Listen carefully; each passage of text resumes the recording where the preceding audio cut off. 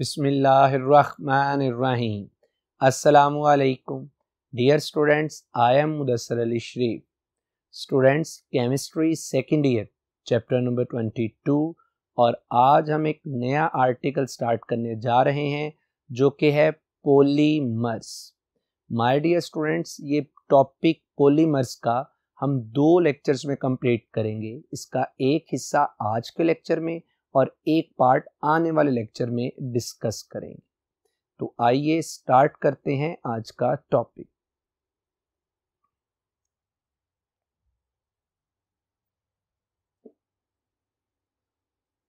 Ji my dear students, topic है polymers.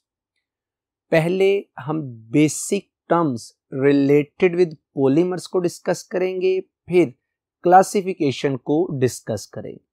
My dear students, याद रखिएगा कि ये जो लफ्ज पॉलीमर है it comes from Greek word. ये ग्रीक वर्ड्स का कॉम्बिनेशन है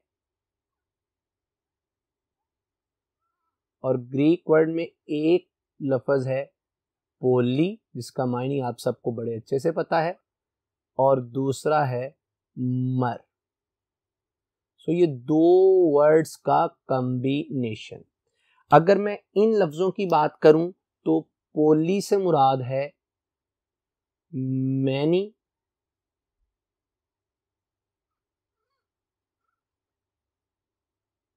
जबकि मर से मुराद है पार। तो इसका मतलब ये हुआ कि पॉलीमर एक ऐसा कंपाउंड है जिसके बहुत से पार्ट्स होते हैं। आइए जरा सबसे पहले पॉलीमर्स की डेफिनेशन को देखते हैं। Polymers are high molecular weight compounds. तो पहली बात क्लियर हो गई कि पॉलीमर्स कंपाउंड हैं but they are high molecular weight, जिनका मैस बहुत ज्यादा हो। अंडरस्टूड है कि अगर किसी कंपाउंड का मैस बहुत ज्यादा है तो उसमें मौजूद एटम्स की तादाद भी क्या होगी, बहुत ज्यादा। सो बहरहाल इनका मॉलिक्यूलर वेट मैस क्या होता है, ज्यादा। whose structures are made up of a large number of simple repeating units। 2 बातें हो गई माय डियर स्टूडेंट्स, यानी पॉलीमर्स ऐसे कंपाउंड्स हैं जिनका मॉलिक्यूलर वेट बहुत ज्यादा, और दूसरी बात वो जो पॉलीमर्स बनते हैं उनमें large number of repeating units हैं। यानी यूं कह लीजिए कि पॉलीमर में ऐसे स्मॉल यूनिट्स हैं जो खुद को रिपीट करते जाते हैं और एक बहुत बड़ा स्ट्रक्चर, बहुत बड़ी चेन क्या हो जाती है, डेवलप। तो 2 बातें इसमें याद रखने वाली। अब मैंने क्या कहा आपसे कि लार्ज मॉलिक्यूलर वेट तो है, लेकिन इसमें सिंपल स्मॉल मॉलिक्यूल जो खुद को क्या करते हैं, रिपीट।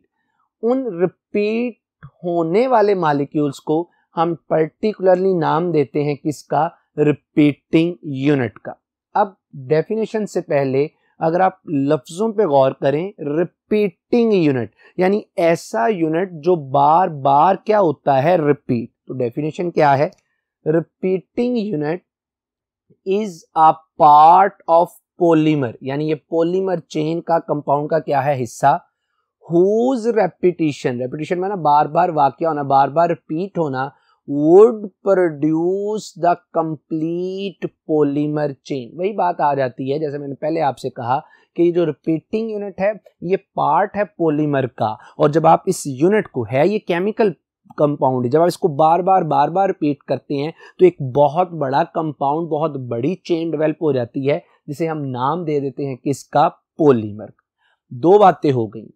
पॉलीमर बना किससे, रिपीटिंग यूनिट से। जब वो केमिकल रिपीटिंग यूनिट खुद को रिपीट करता है तो पॉलीमर बन जाता है। अब मैं बात करने लगा हूं कि ये रिपीटिंग यूनिट क्या है, ये रिपीटिंग यूनिट किस तरह से बनता है। तो अब मैं बात करने लगा हूं आपके सामने द रिपीटिंग यूनिट्स जो रिपीट होके पॉलीमर बनाते हैं। The repeating units are usually obtained, ये कहां से हासिल होते हैं, from low molecular weight simple compounds. बात क्लियर हो गई, यानी ये रिपीटिंग यूनिट बनते हैं स्मॉल सिंपल कंपाउंड से। जब वो स्मॉल है, उनमें एटम की तादाद कम है, तो उनका मॉलिक्यूलर वेट भी क्या होता है, कम।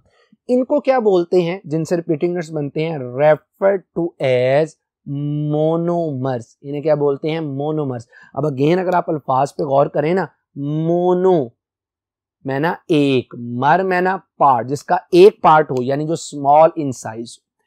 3 लेवल्स आ गए। मोनोमर से बने रिपीटिंग यूनिट, रिपीटिंग यूनिट खुद को रिपीट करेंगे तो क्या बन जाएगा, पॉलीमर। अब इसी में एक और टर्म डिस्कस करते हैं, फिर मैं आपके साथ इंशाल्लाह इन सब की एग्जांपल डिस्कस करूंगा।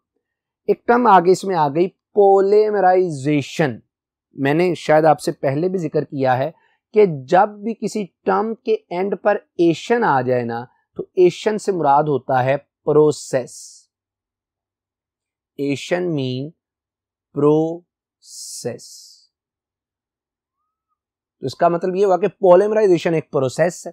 अब इसकी डेफिनेशन पर्टिकुलरली क्या है, the reaction by which monomers are converted into polymers. यानी ये एक ऐसा प्रोसेस, एक ऐसा रिएक्शन है जिसमें मोनोमर्स कन्वर्ट होते हैं, किसमें, इनटू पॉलीमर्स। गोया मैं यहां पे एक सिंपल लिख सकता हूं कि अगर मेरे पास n, where n is large number of monomers, जब ये लार्ज नंबर ऑफ मोनोमर्स आपस में मिलते हैं, यानी इनकी होती है क्या, पॉलीमराइजेशन ये करते हैं, तो after polymerisation they convert into polymer. यानी बहुत से मोनोमर्स आपस में मिले और इन्होंने क्या चीज की जी, polymerization. Sorry my dear students, इन्होंने की पॉलीमराइजेशन और ये कन्वर्ट हो गए किसमें, इनटू पॉलीमर। अब बेसिकली मैंने आपके सामने 4 टर्म्स रख दी थी, पॉलीमर, रिपीटिंग यूनिट, मोनोमर और पॉलीमराइजेशन। अब मैं इनको आपके सामने एक एग्जाम्पल के जरिए से जस्टिफाई करता हूं। ये एग्जाम्पल आपने प्रीवियस चैप्टर्स में पढ़ी है। फर्ज कर लीजिए कि मेरे पास इथीन एक मॉलिक्यूल है जिसे आप कॉमन नेम एथिलीन भी देते हैं। माय डियर स्टूडेंट्स, फर्ज कर लें कि मेरे पास n molecules, n units of ethene है।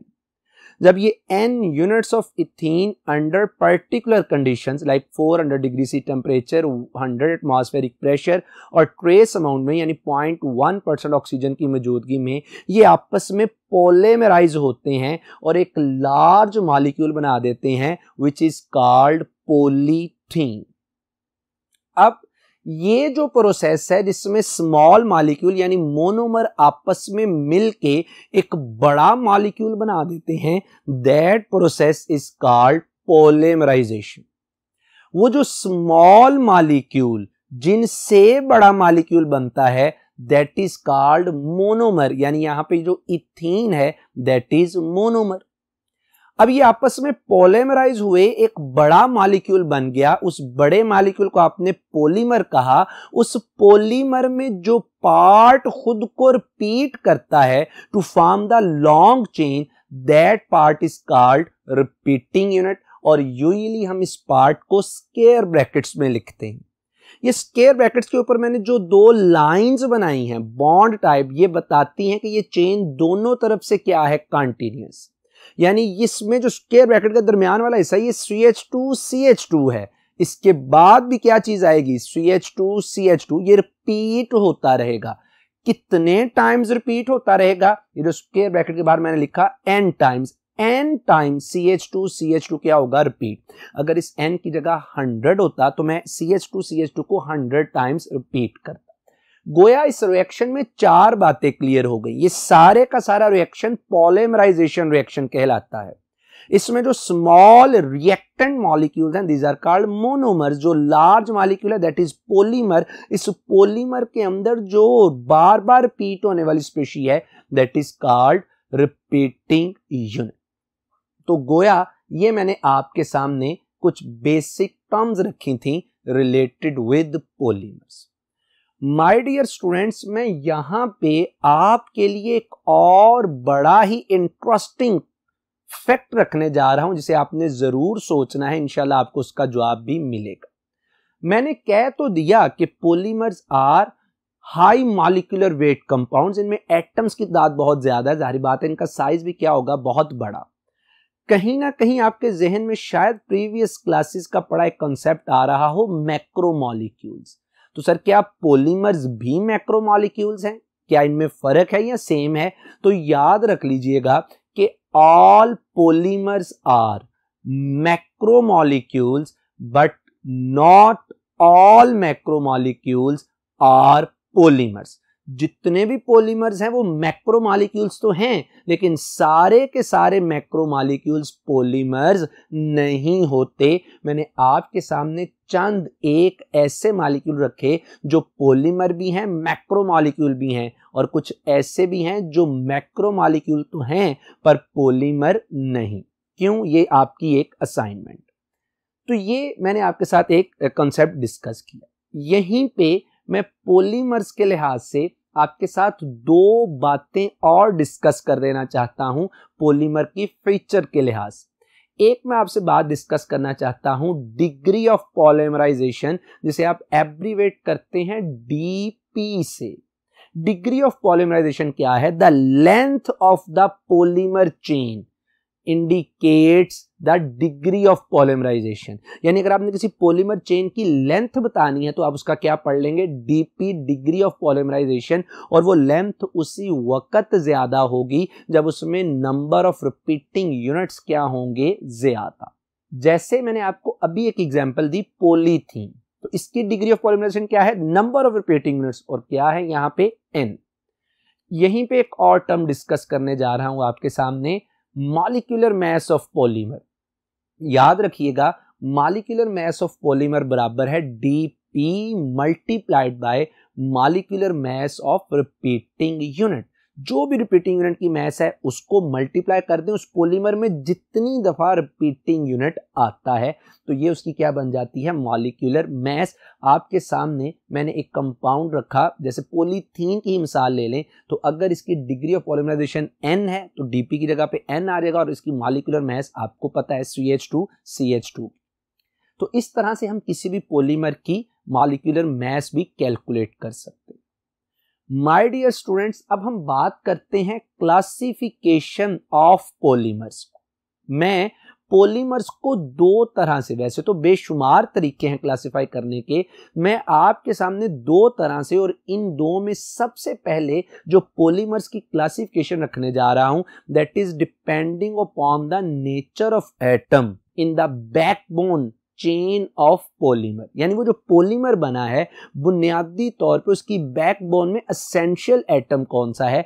क्या वो कार्बन है या कार्बन के अलावा? गोया मैं इस क्लासिफिकेशन में बात करने लगा हूं कि जो पॉलीमर्स हैं ये दो तरह के हैं, एक इनऑर्गेनिक पॉलीमर और दूसरा ऑर्गेनिक पॉलीमर। अब लफ्जों से पता चलता है कि इनऑर्गेनिक पॉलीमर ऐसे हैं जिनमें कार्बन की बैकबोन ना हो, जिनमें कार्बन एसेंशियल एलिमेंट ना हो, जिसमें इसकी एक मिसाल पॉलीसिलेन या रबर की मैंने रखी। और अगर मैं ऑर्गेनिक की बात करूं तो अंडरस्टूड है कि इसकी बैकबोन में इसमें एसेंशियल एलिमेंट कौन सा है? कार्बन। याद रखिएगा कि ये जो ऑर्गेनिक पॉलीमर्स हैं ये मजीद दो तरह के हैं, एक को हम नेचुरल पॉलीमर या बायोपॉलीमर कहते हैं और दूसरे को सिंथेटिक। लफ्ज ही बताते हैं, नेचुरल और बायोपॉलीमर जो कुदरत ने ऑलरेडी बना दी हैं, जो लिविंग सिस्टम में मौजूद हैं, जैसे प्रोटीन्स, जैसे फैट्स, जैसे कार्बोहाइड्रेट्स, जैसे न्यूक्लिक एसिड। सिंथेटिक पॉलीमर्स क्या हैं? सिंथेटिक पॉलीमर्स ऐसे हैं जो मैन मेड हैं, जो आर्टिफिशियली प्रोड्यूस करते हैं, जैसे इसमें पॉलीविनाइल क्लोराइड है, जैसे इसमें पॉलीथीन। ये मैंने आपके सामने क्लासिफिकेशन रखी पॉलीमर्स की depending upon the nature of atom in the backbone of the polymer.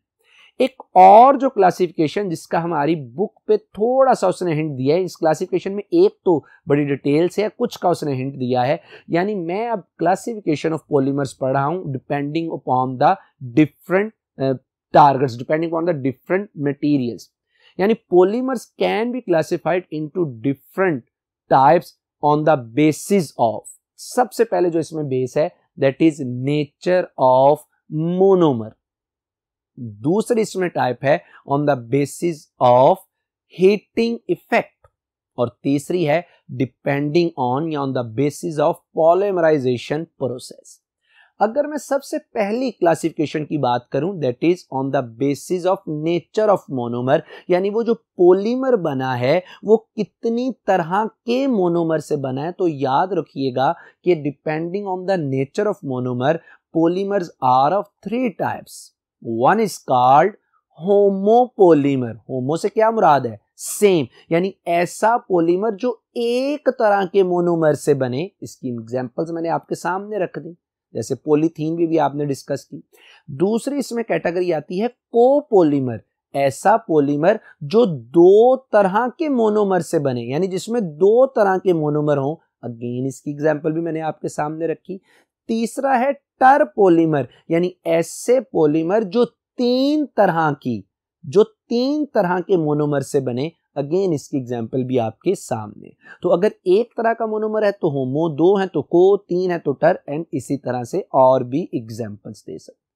ये तो पॉलीमराइजेशन की क्लासिफिकेशन थी depending upon the nature of monomer. मैंने इसमें आगे लिखा कि पॉलीमर्स को आप क्लासिफाई कर सकते हैं on the basis of heating properties, heating effect के लिहाज से।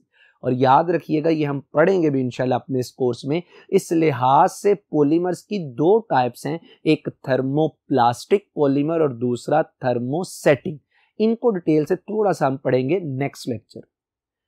तीसरी जो बेसिस बन सकती है पॉलीमर्स की क्लासिफिकेशन की, that is on the basis of polymerization process. इसमें दो टाइप्स हैं, एक है एडिशन पॉलीमराइजेशन या एडिशन पॉलीमर्स, और दूसरा है माय डियर स्टूडेंट इसमें कंडेंसेशन पॉलीमराइजेशन यानी कंडेंसेशन पॉलीमर्स। आज के लेक्चर में हम जो बात करेंगे सबसे पहले वो एडिशन पॉलीमर्स की करेंगे, और बकिया जो पॉलीमर्स की टाइप है उसको हम आने वाले टॉपिक में डिस्कस करेंगे। तो आइए जरा सबसे पहले हम बात करते हैं एडिशन पॉलीमर्स, यानी जो बनते हैं किससे? Addition पॉलीमराइजेशंस।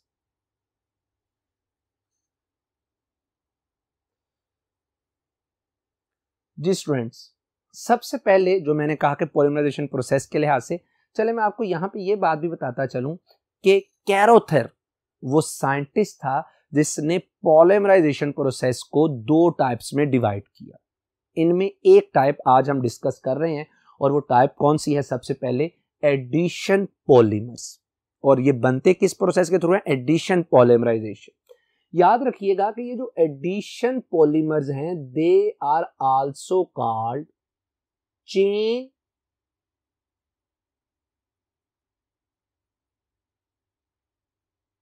Growth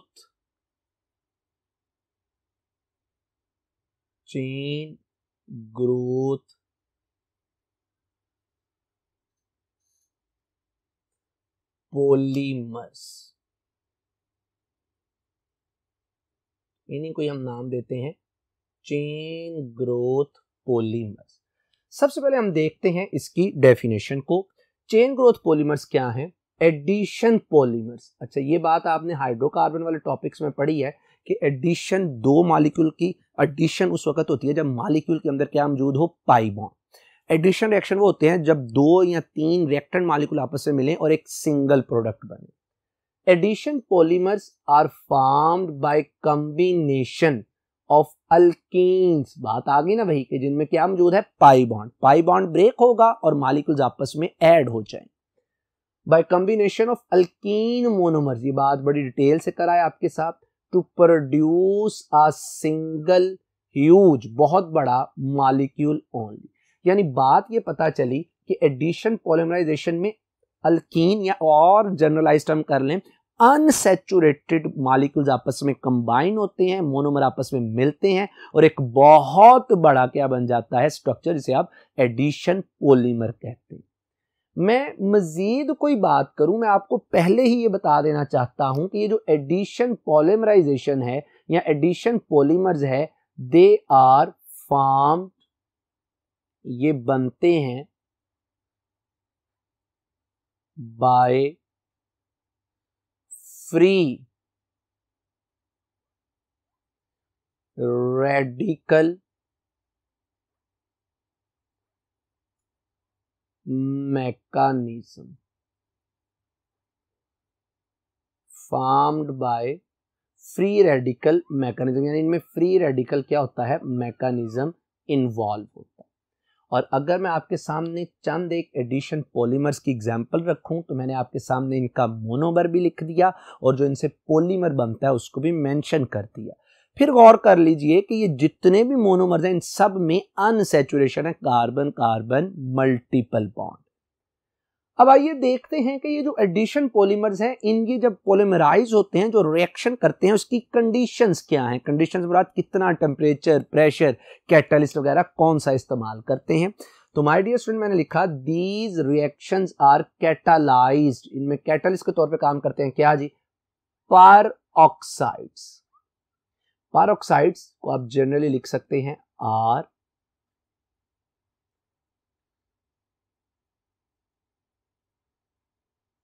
these are called per oxides. So these are per oxides, या तो ये पर ऑक्साइड कैटलिस्ट के तौर पे काम करते हैं या इसमें क्या है, एसिड्स, जैसा कि आपके सामने।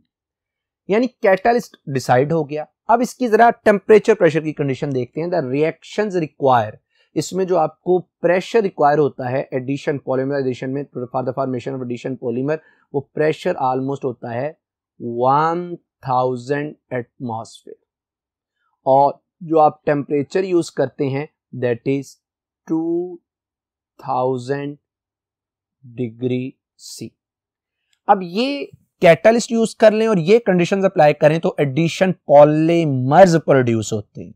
अब आपने ये भी पढ़ा है कि अगर आप कोई पर्टिकुलर बेहतर एक्टिविटी का कैटलिस्ट यूज करें तो ये कंडीशंस मजीद क्या हो जाती हैं, रिड्यूस, यानी much lower temperatures and pressures can be used with, यानी आप इसकी निस्बत कम टेम्परेचर प्रेशर यूज कर सकते हैं जब आप क्या इस्तेमाल कर लें, ज़ेग्लर कैटलिस्ट। हमारी टेक्स्ट बुक पे तो उसने लिखा है ज़ेग्लर कैटलिस्ट, लेकिन मैं आपको बताऊं ये एक्चुअली ज़ेग्लर नट्टा कैटलिस्ट है, और ज़ेग्लर एक सेपरेट साइंटिस्ट है, नट्टा एक सेपरेट है। इन दोनों की वर्किंग से जो कैटलिस्ट हैं, जो किया था इन्होंने काम, प्रोड्यूस किए थे कैटलिस्ट, उन्हें हम ज़ेग्लर नट्टा कैटलिस्ट बोलते हैं। ये रियलिटी में आपको बता रहा हूं, लेकिन हमारे किताब वाले ने सिर्फ इसको ज़ेग्लर का नाम दिया। अब ये ज़ेग्लर कैटलिस्ट है क्या, विच कंसिस्ट ऑफ ए, जो मुश्तमिल होता है किस पे, try alkyl aluminium. Try alkyl aluminium से क्या मुराद है, अल्काइल को आप ज़ाहिर करते हैं किस से, आर से, तो ट्राई अल्काइल में ना R3Al। यहां पे अब आर है, जैसे फॉर एग्जांपल मैं आपको एक मिसाल दूं तो इसकी मिसाल में आप लिख सकते हैं, जैसे उसने ट्राई अल्काइल कहा था, तो अगर अल्काइल की जगह मैं इथाइल ले लेता हूं तो that will become triethyl aluminium. दूसरा जो ज़ेग्लर कैटलिस्ट में आता है दैट इज टाइटेनियम टेट्राक्लोराइड, और टाइटेनियम टेट्राक्लोराइड को अगर मैं फार्मूले से लिखूं तो दैट इज TiCl4। तो आप इन दोनों कैटलिस्ट को यूज करते हैं कहां पर, इन एन इनर्ट सॉल्वेंट। तो अगर आप ये ज़ेग्लर कैटलिस्ट को इनर्ट समझ, इसकी रिएक्टिविटी कम हो लाइक CCl4, तो फिर आपको इतना हाई टेम्परेचर प्रेशर देने की जरूरत नहीं होती। नेक्स्ट माय डियर स्टूडेंट्स देखिएगा, द बैकबोन, यानी जो मेन स्केलेटन है पॉलीमर का, the backbone of the polymer consists of the, किस पे मुश्तमिल होता है जरा देखिएगा जी स्टूडेंट्स। तो मैं बात कर रहा था कि जो बैकबोन ऑफ पॉलीमर है, ये बैकबोन जो ऑफ पॉलीमर है ये मुश्तमिल होती है किस पर, backbone of polymer consist of carbon atoms. पता चला कि अगर इस पॉलीमर की बैकबोन कार्बन पर मुश्तमिल है तो this is organic polymer. Next जी, that originally form the double bonds, यानी वो कार्बन एटम जिनके दरमियान में क्या मौजूद होता है, डबल बॉन्ड, वो आपस में पॉलीमराइज होके ऑर्गेनिक पॉलीमर बनाते हैं। आगे बड़ी खूबसूरत बात लिखी, नथिंग इज लॉस्ट, यानी इस पॉलीमराइजेशन में, in the formation of addition polymer, किसी भी चीज का नुकसान नहीं। यानी जब 2, 4, 8, 10, 15 जितने भी मोनोमर आपस में मिलते हैं, दे simply add into each other. इनमें किसी भी मॉलिक्यूल की, एटम की रिमूवल या इसका लॉस नहीं होता। The monomers simply add to each other, यानी मोनोमर सिंपली आपस में क्या हो जाते हैं, add without the elimination of any single atom और मॉलिक्यूल। कोई भी मॉलिक्यूल ऐड नहीं, जस्ट मॉलिक्यूल्स आपस में क्या होते जाते हैं, ऐड। माय डियर स्टूडेंट्स, ये तो मैंने जनरल आपको इंट्रोडक्शन दे दिया एडिशन पॉलीमर्स का। हमारे कोर्स में जितने भी एडिशन पॉलीमर शामिल हैं, या इवन हम लोग नेक्स्ट लेक्चर में कंडेंसेशन पॉलीमर्स पढ़ेंगे, ऑल आर सिंथेटिक। इस चैप्टर में हमने नेचुरल या बायोपॉलीमर्स को डिस्कस नहीं करना, हमने इसमें सिंथेटिक ऑर्गेनिक पॉलीमर्स को डिस्कस करना है। मैं मजीद सिंथेटिक ऑर्गेनिक पॉलीमर को डिस्कस करूं, मैं आपके सामने एक बड़ा इंपॉर्टेंट कॉन्सेप्ट रखना चाहता हूं। माय डियर स्टूडेंट्स, आपने ये बात तो पढ़ी है कि अगर कंपाउंड्स का मॉलिक्यूलर फार्मूला सेम और स्ट्रक्चरल फार्मूला डिफरेंट हो तो हम उन्हें बोलते हैं आइसोमर्स। आपके लिए कॉन्सेप्ट ये है कि if compounds have same empirical formula then they are called. अगर डिफरेंट कंपाउंड्स का एम्पिरिकल फार्मूला सेम है तो फिर आप उन्हें क्या नाम देते हैं? सोचिएगा जरूर, इंशाल्लाह आपको ये पॉइंट का जवाब भी जरूर मिलेगा। ये बातें मैं इस वजह से लेक्चर के स्टार्ट में भी की ताकि आपका इंटरेस्ट हो, आप खुद से भी केमिस्ट्री को सेल्फ स्टडी के तौर पर पढ़ें। बहरहाल जो सबसे पहला सिंथेटिक पॉलीमर है दैट इज पॉलीविनाइल क्लोराइड, जिसे आप एब्रीवेट करते हैं किससे? PV, polyvinyl chloride. और मैं इसके बारे में कोई मजीद बात करूं, मैं आपको ये बता देना चाहता हूं कि ये जो पॉलीविनाइल क्लोराइड है, it is the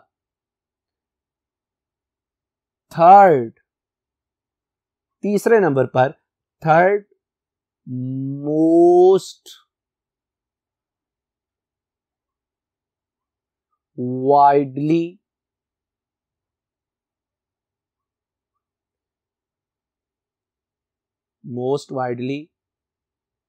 produced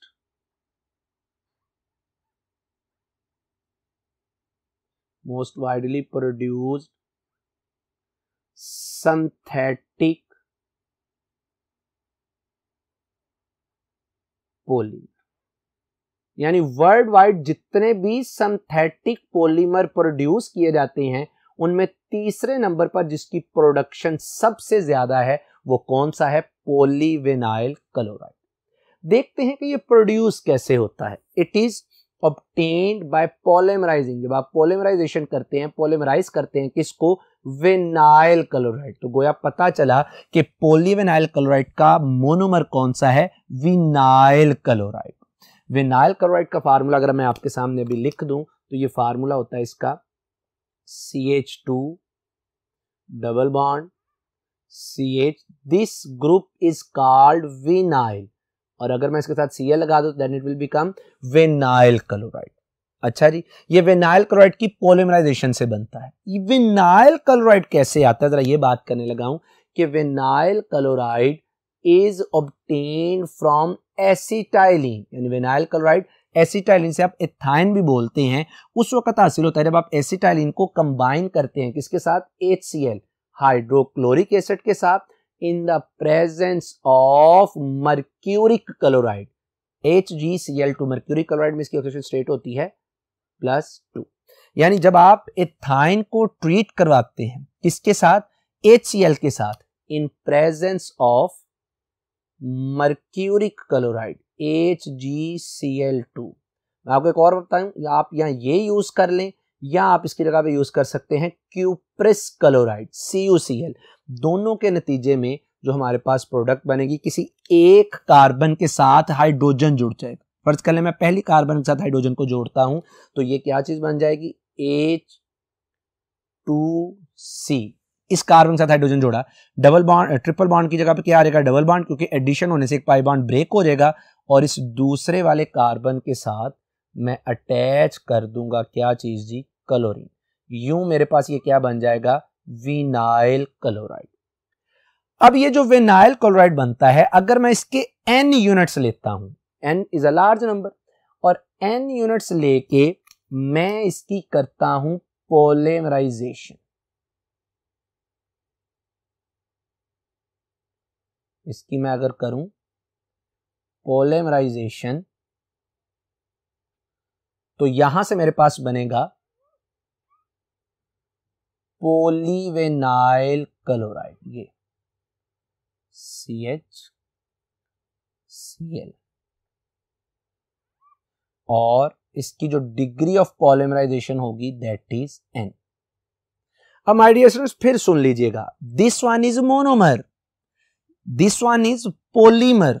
polymer का वो हिस्सा जो पॉलीमर की वो चेंज जिसमें जो चीज बार बार रिपीट होती है that is called repeating unit. कितनी दफा रिपीट होता है दैट इज कॉल्ड n, यानी degree of polymerisation.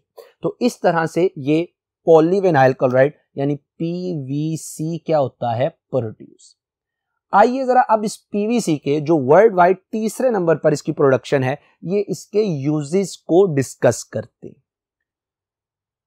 Ji students, uses PVC polyvinyl chloride is used in the manufacture of, ये इस्तेमाल होता है किसकी मैन्युफैक्चर में, इमिटेशन लेदर।